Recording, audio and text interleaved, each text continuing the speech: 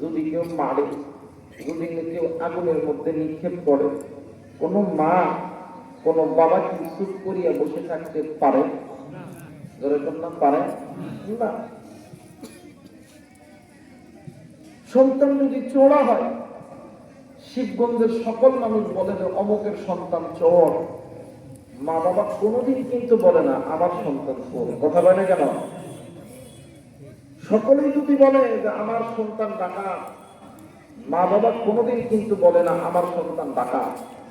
এই কথা মা বাবা কোনোদিন বলবে না। আর সন্তান যতই খারাপ হোক না কেন, মা বাবার চোখের সামনে সন্তানকে যদি কেউ গালি দেয়, সন্তানকে যদি কেউ মারে, কোনো মা কোনো বাবা কোনোদিন সহ্য করতে পারে না। আল্লাহ বলেন, বান্দারে তোমার মায়ের চোখের সামনে, তোমার বাবার চোখের সামনে তোমারে যদি কেউ মারে, তোমারে যদি কেউ আগুনে নিক্ষেপ করে, তোমার মা তোমার বাবা তেমন সহ্য করতে পারে না। বান্দা শুনে নাও, ওই মায়ের চাইতে, ওই বাবার চাইতে আমি আল্লাহর কাছে তুই বান্দার প্রতি কোটি কোটি মুকুট মহাব্বত বেশি। এই বান্দা, আমি আল্লাহ তোরে তৈরি করছি। বান্দা, তুই তো উল্লেখযোগ্য কোনো বস্তুই ছিলি না। হাল আতা আলাল ইনসানু হিনুম মিনাদ দাহরি লাম ইয়াকুন শাইআন মাযকুরা। বান্দা, আমি আল্লাহ তোরে বানাইছি। এই বান্দা, তোর সুন্দর বডি আমি আল্লাহ দিছি। বান্দা, তোর চোখ, তোর কান, তোর নাক, তোর হাত, মুখ সব কিছুতে আমি আল্লাহ দিছি। বান্দা, তুই আমি আল্লাহর দেখানো পথ বাদ দিয়া তুমি যে গুনাহের পথে চলতেছ, বান্দা এখনো সময় আছে। এই গুনাহের পথটা ছেড়ে দিয়া আমি মালিকের পথে ফিরে আসো। আমি মালিকের বলো না আল্লাহ গুনাহ করছি, ভুল করছি।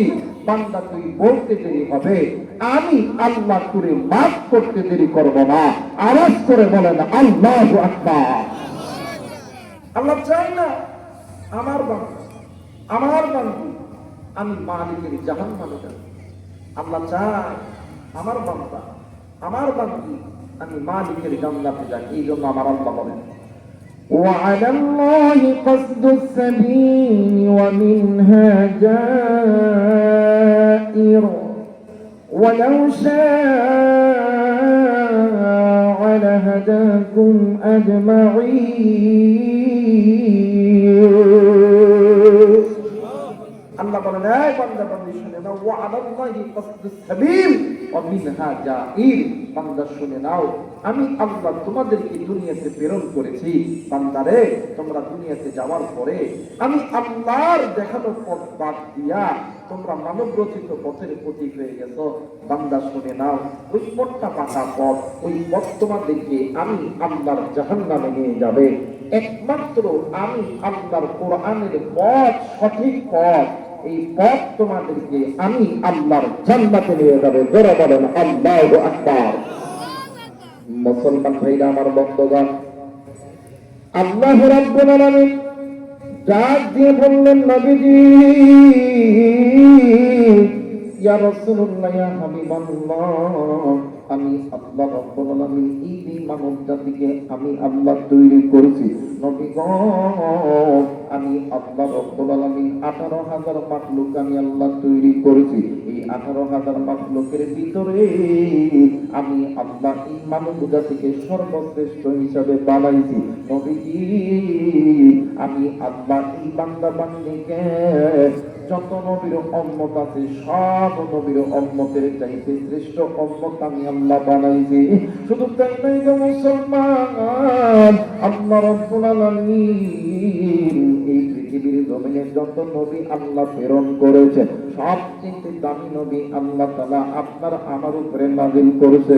ও বান্দাম, এই দুনিয়ার জমিনে যত রকম কিতাব আমার আল্লাহ নাযিল করেছে সবচেয়ে দামি কিতাব আল কোরআন, ওইটাও আপনার আমার উপরে নাযিল করেছে। আমার ভাইরা, আমার বাবা দিরানি, এই পৃথিবীর জমিনে যত রকম ধর্ম আছে সবচেয়ে দামি ধর্ম আল্লাহর কাছে মনোনীত ধর্ম ইন্নাদ দীনা ইনদাল্লাহিল ইসলাম।